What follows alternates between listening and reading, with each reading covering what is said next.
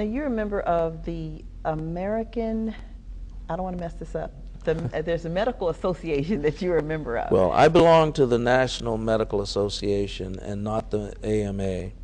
So and you're the National Medical National Association. Medical, and I'll tell you the difference. The National Medical Association is predominantly black, and the AMA is predominantly white. Now, the question comes, why do we have the two separate organizations?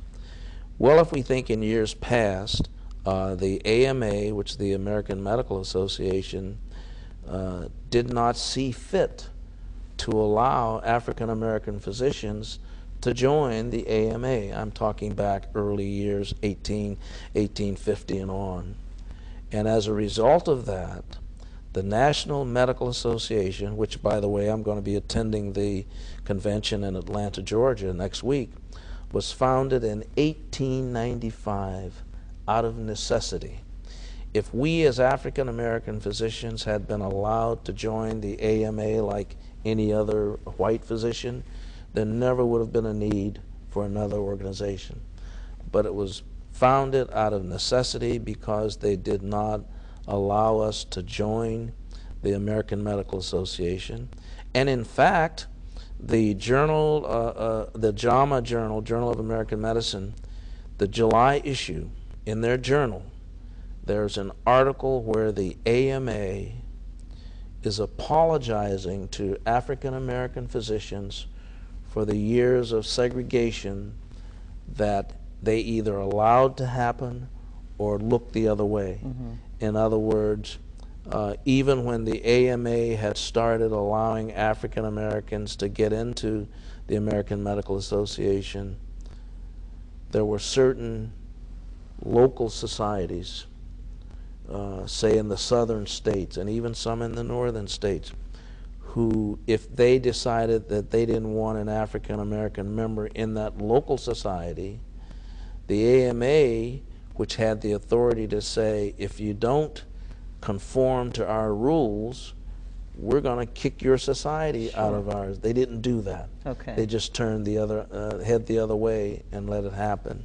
And there's a wonderful article in the JAMA which expresses an apology for all of this happening. And while I'm talking about that, I certainly would be remiss if I didn't say that in view of all that I've been able to achieve in my life, there were a lot of individuals right here in Youngstown who really, I stand on their shoulders because they did not have their opportunities. If I stop and think of Dr. W.P. Young, who practiced in Campbell, Ohio for years and probably was not allowed to join the medical staff of a hospital here in Youngstown until probably the mid-50s. And I think he started practicing in Campbell around about 1938.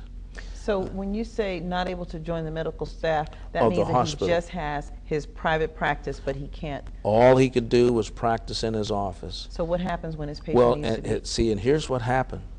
You know, you'll see a lot of times people will say, what developed from that?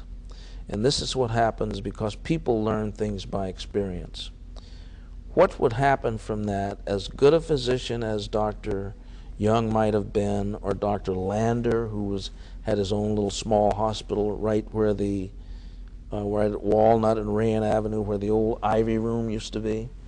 That was his office building there.